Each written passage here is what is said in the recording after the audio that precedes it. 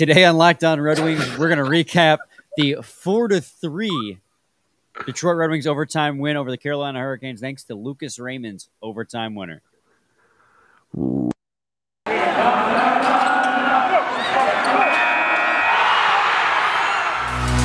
You're Locked On Red Wings, your daily podcast on the Detroit Red Wings. Part of the Locked On Podcast Network, your team every day.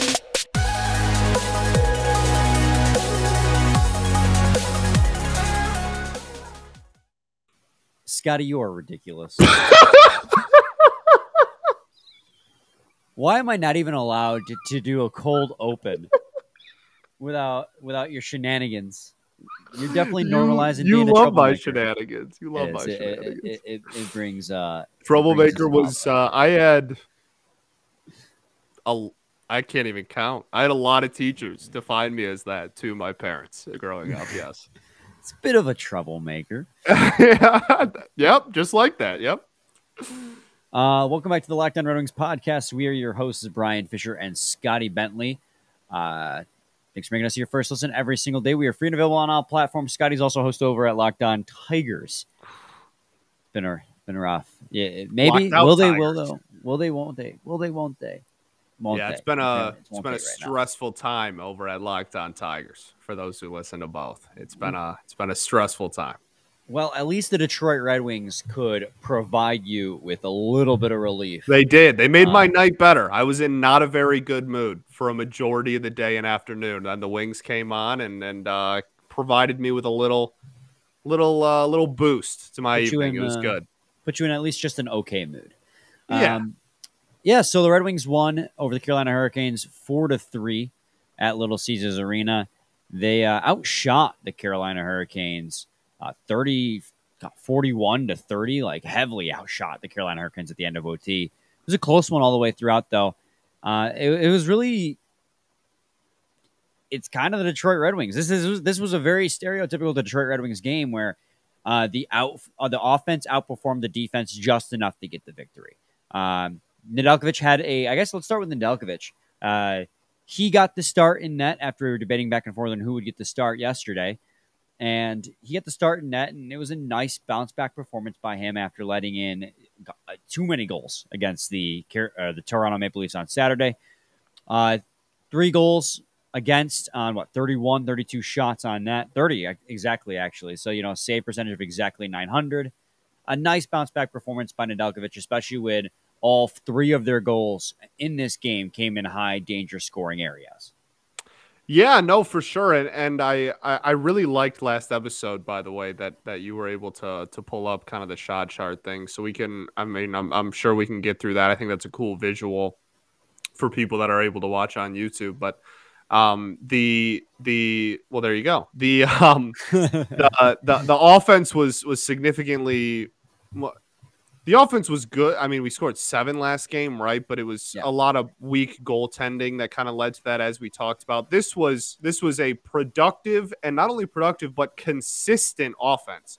The entire game was consistently getting pressure. I mean, they got off to a little bit of a slow start, and I'm by that I mean, the first 3-4 minutes of the game, and then from minute 16 on through overtime, it was pretty consistent pressure. Sans power plays, of course, because why would that make sense?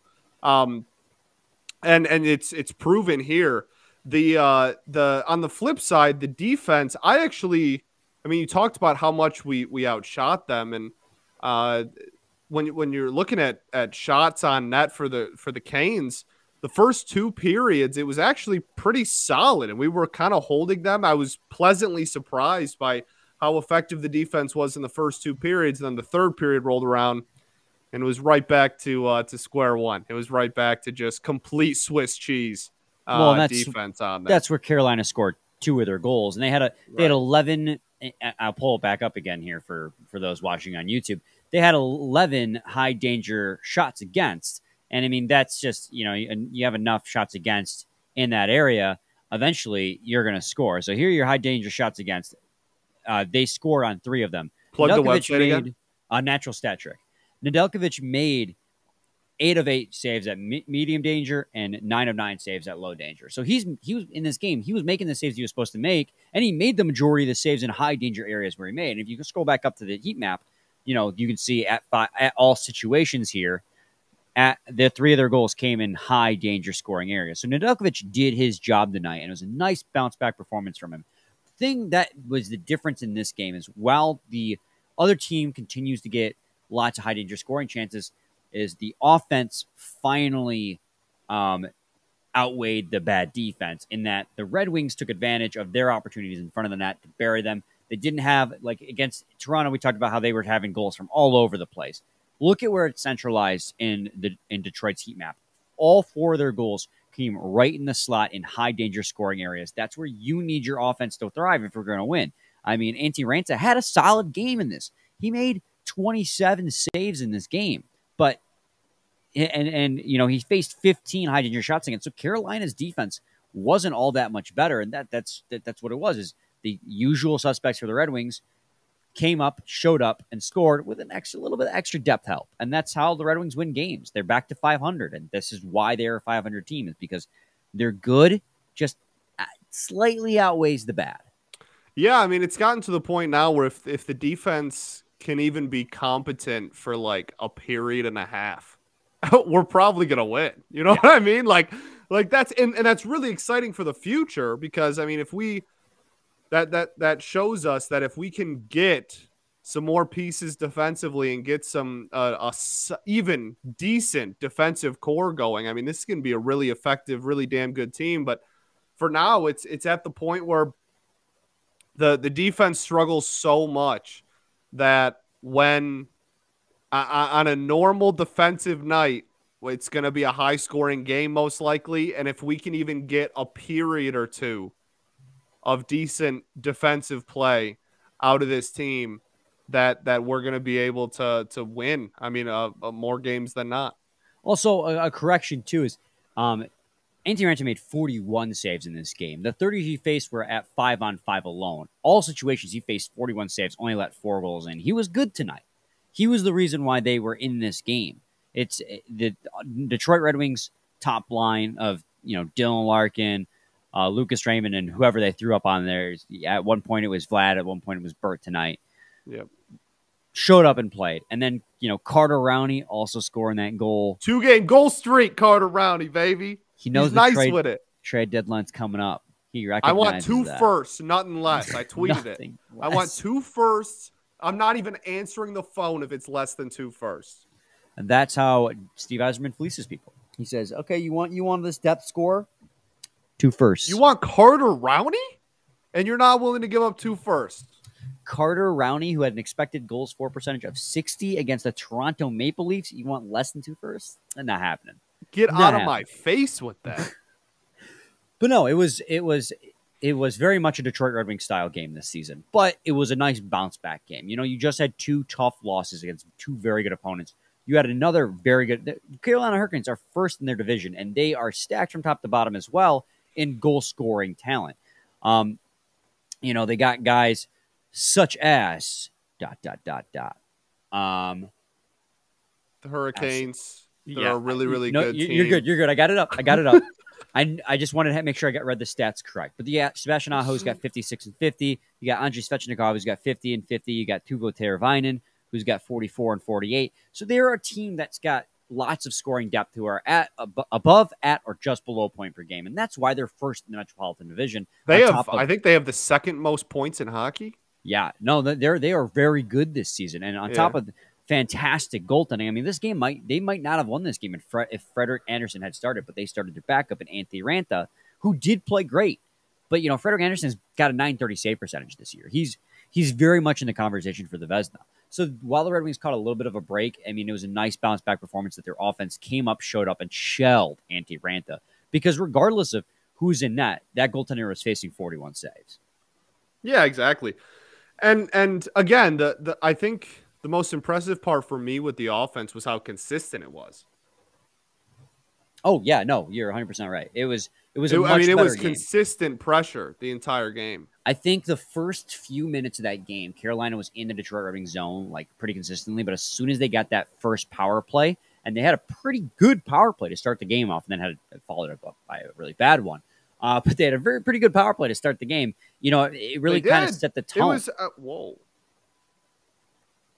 They did. It was no the first power play was they didn't score like you said, but it was what we had 4 shots. I think we had 4 shots on net in the first power play alone, and then we followed that up with another power play like 2 minutes later and got not a single shot off. So that was nice. But the first one was great. Yeah, there were a lot of opportunities. I was walking my way down to the Coop. Walking my way downtown. At Little Caesars Arena. And in the concourse, there's the speakers, obviously, that have Ken Daniels and the Bally Sports feed playing over the top, so you can hear the play-by-play when you're on the concourse. And that's when the power play happened. I just kept hearing scoring chance after scoring chance after scoring chance. I'm like, of course, I'm outside I'm on the concourse right now, not being able to watch the game. But it was you could tell just by the way Ken Daniels was saying it, like opportunities were happening and they just weren't capitalizing on it. And it was good to see. And I think that set them up for success. Much like in the game against Toronto, the Nylander goal set them up for failure. Like it is really you can obviously regroup in the intermissions, but getting off on the right foot is so important. You know what else gets you off on the right foot? BetOnline. Yeah. Thank you, dude. That was a beautiful setup. Fucking ooh. Oh, I dropped the F-bomb. Oh no, what are we doing? Football might be over this season, but basketball is in full swing for both pro and college hoops. From all the latest odds, totals, player performance props to where the next fired coach is going to land, BetOnline.net is the #1 spot for all your sports betting needs. BetOnline remains the best spot for all your sports scores, podcasts, and news this season. And it's not just basketball. BetOnline.net is your source for hockey, boxing, and UFC odds right to the Olympic coverage and information. Head to the website today or use your mobile device to learn more about the trends and action. BetOnline. Where the game starts. Yeah, you didn't hear me swear there? No. I literally that entire break, I was like, did I just drop the F-bomb? I don't even remember saying it. No, it was me. I dropped it. Oh, okay, whoops. Okay. Whoopsie daisy. So, yeah, Scotty. Offense played much better in this game, producing goals, which is how you win hockey games. If you look Hashtag analysis. That's what we do around here. If you look at the individual hockey stat card, though, because another thing we like to use is hockeystatcards.com. Oh, you see, beautiful. Follow them on Twitter, man. Follow them on Twitter. This is the impact card that each individual player had. First of all, standout, Jordan Osterley. Scotty. What an offensive performance by Osterley. And I think part of it, too, is this is the impact the player has above average. So it's a little skewed to like Osterley is a player you don't expect to have an impact, so his projected impact is lower.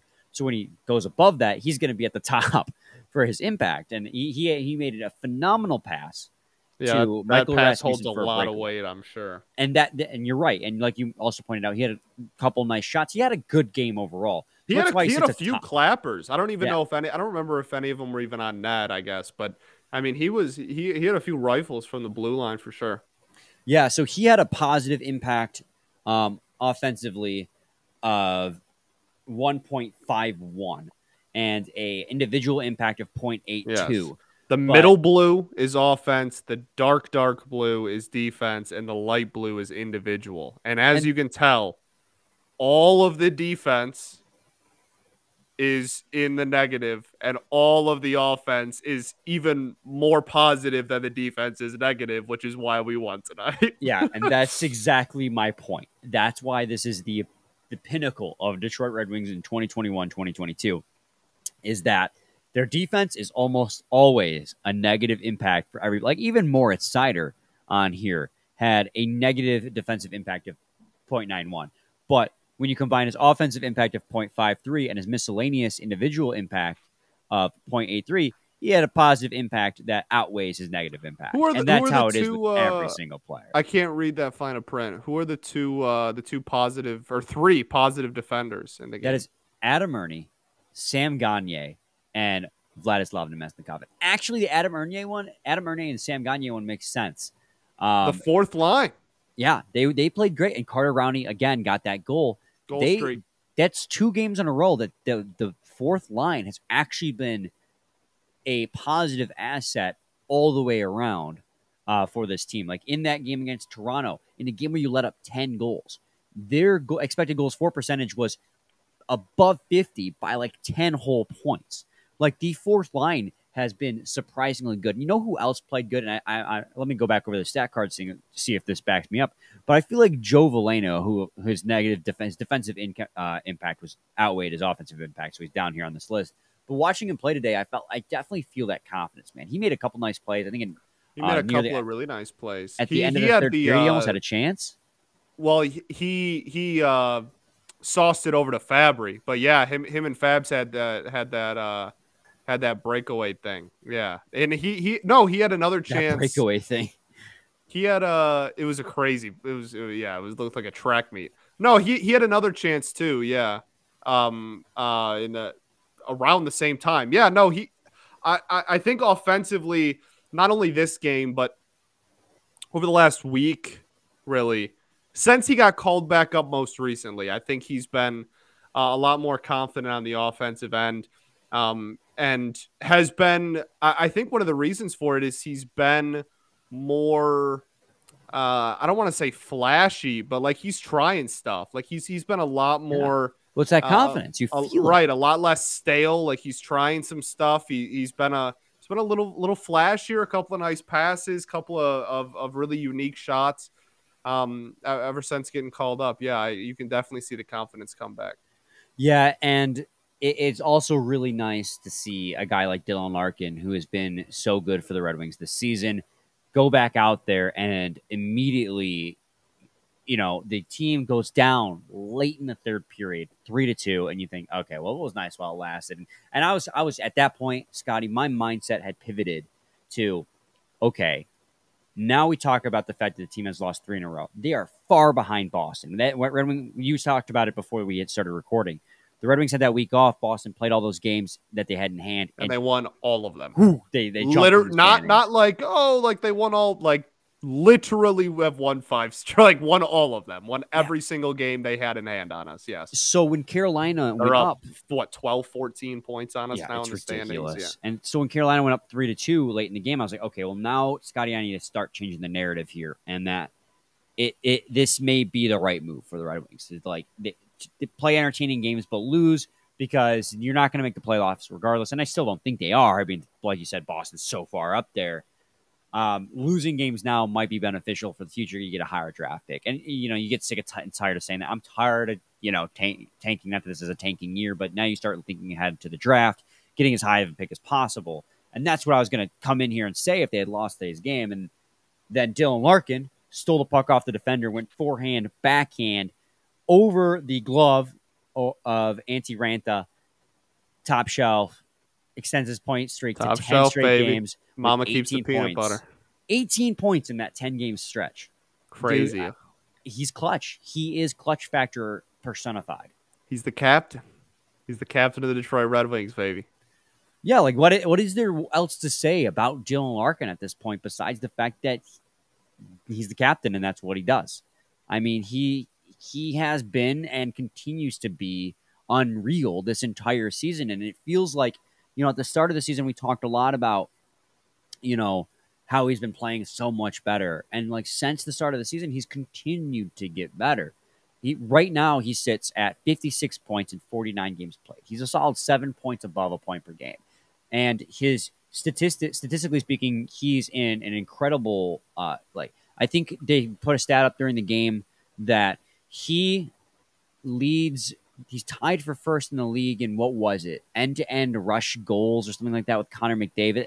I get another little cherry-pick stat, but these cherry-pick stats reflect, he's up there. He's still top 3 in 5-on-5, I think. Yeah, and top 5-on-5 goals. His goals overall, I think he's in the top 10 still. He's not your top 1, 2, 3 player yet. When it comes to your guys getting totals of points. Keep giving him talent. See what happens. Or just keep watching him. He's doing it. Oh, yeah. No, he's the one facilitating most of these. Still only 25 years old. Yeah, he's growing. As he continues to grow, and it's at a great time because this team is going to only get better and better. Keep surrounding him with talent. See what happens, baby. Yeah, he's definitely been a major bright spot for this team going forward. You know what else is a major bright spot? Your car after you take it to rockauto.com.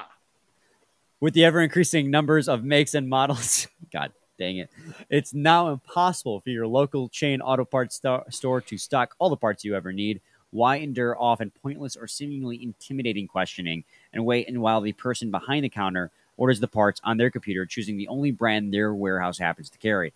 You have computers with access to rockauto.com at home and in your pocket. Save time and money when using rockauto.com. It's a family business serving do-it-yourselfers for over 20 years. Rock Auto prices are reliably low for every customer. Go explore their easy-to-use website today to find the solutions for your auto parts needs and prove that none of that was a bunch of jumbo. Like, if you go and check out their website, you're going to find out that they're telling the truth. It's going to be cheaper to do it this way than just to go to like a dealership. So go to rockauto.com right now and see all the parts available for your car or truck, right locked on in their How Did You Hear About Us box, so they know we sent you. Amazing selection, reliably low prices, all the parts your car will ever need. rockauto.com. Scotty. Brian. Lucas Raymond scored the overtime winner. That was pretty cool, huh? Woo-wee! Woo! Aye. Yeah, no, it was sick. That whole play was sick. That whole power play was pretty The whole awesome. Overtime outside of, we're always good for giving up one just like beautiful chance in overtime. Sure. And it's been saved quite a bit. We've been decent in OT, but I feel like when we lose in overtime, we lose like 20 seconds into OT because the other team always just has some like beautiful chance right at the beginning of overtime. And the rest of OT, honestly, usually goes pretty well. And they had, what, 2 breakaways in overtime, Red Wings? Yeah. That's crazy. And yeah, man. I mean, it was the last 45 seconds, last minute was all Wings, just in Carolina's zone the entire time, passing the puck around. I was kind of worried. Hindsight's 20/20, and it ended up working. So like, I guess I'm the idiot, but I was clipping that. All right, calm down. class, everybody calm down. But no, I thought that maybe they were a little too stagnant and too selective. Like there was 30 seconds left in overtime. Maybe it's just my hatred for the shootout. I was like, come on, like rifle off some damn shots. We don't need like I don't want to go to a shootout, but they stayed patient with it and kept moving around and Seider to Larkin, and then Larkin did a try to pass that didn't get through, got the puck back, tried a shot. Like it ended up being really effective, and I was pleasantly surprised by the entire, like I said, last 45 seconds to a minute was really dominated by the Wings offense. Well, and so it's a really dumb penalty that the Carolina Hurricanes took in overtime. Really dumb. Too many men. Really dumb. You can't take that penalty, especially in overtime, because you're going to be down 4-4 on 3, and the Red Wings put let's face it, their 4 best players on the ice at the same time. I mean, you had Bertuzzi, Larkin, Raymond, and that's the dream team. That's what you want. Those are the 4 best guys, and it worked out perfectly in that. Obviously they had all the chances that you just described to everyone, but that final goal sequence, Larkin and Seider on the blue line. Larkin gets the puck, passes it across the Seider. And here's the thing that was the most beautiful about that play. And, I'm a little biased towards Seider because, I'm, from defenseman to defenseman, I just love good defense. Makes me so happy. On the blue line, Moritz Seider looked at Dylan Larkin. So everyone sees the eye line that Moritz Seider has taken. He's looking at Dylan Larkin, so people are thinking he's going to go back across the blue line to Dylan Larkin. Instead, basically, Matthew Stafford no-look past this puck down to the slot, cross ice to Tyler Bertuzzi, who I'm not really sure if he was trying to take a shot that just got deflected or if he intentionally passed it across the crease to Lucas Raymond, but it found its way to Lucas Raymond across the crease, and Frederik Andersen had no chance, and Lucas Raymond buried it. And now Lucas Raymond, I believe, is tied for first all time in Red Wings history for overtime goals as a rookie, which is only 2. So it's like kind of like it's an all-time Red Wings record, baby. It's Who still cares? He's tied with Anthony Mantha and, well, Moritz Seider. So I would say pretty good company to be in, right? You know, Moritz Seider, Lucas Raymond in the same wheelhouse. I would say so. Yeah, no, and he's back to pretty comfortably leading NHL rookies in points again. And that's something too we got to talk about. Is he cooled off for a while there, but he has begun heating back up. He's been heating back up. You know, he's got 4 points in the last 2 games. He obviously had 2 goals and an assist against the Toronto Maple Leafs. So I think they said he had. I think they said in the broadcast he's got like 7 or 8 in his last 8. Yeah, I'm actually looking at this right now. He's got 1, 2, 3, 4. Yeah, I think that's correct. You know, he gets a point or 2 in 2 or 3 straight games, goes cold for 2 games, and gets a point. Like he's pretty consistently been, even while he was cold, he was pretty consistently a half point per game player, which as a rookie is still fantastic. I mean, you can get a rookie who plays 82 games and scores 41 points. I mean, that's a really good rookie. I mean, this is a 19-year-old kid who's got 43 points now. He's guaranteed to finish the season over half point per game at this point. Like that's crazy. Is phenomenal as a rookie. That's crazy. Yeah, that's unbelievable. Good. I love him. With still quite a lot of games left to play too. Yeah, so it's going to be really interesting to see how this pans out for Lucas Raymond in the long run. See if he can continue to stay hot. He now has 16 goals. I mean, we're talking about overall point totals, but you're looking at a guy who's going to get 20 goals his rookie season. Like that's so good. Nasty. 20 goals, at least 30 assists. He's gonna eclipse 50 points probably. He's baby. Yeah, dude. He's been good. That's not even good. He's been great. Yeah, it's been great. Absolutely. Him and Mo provided some unreal content on Twitter. Too. Oh yeah. Let's talk about that real quick.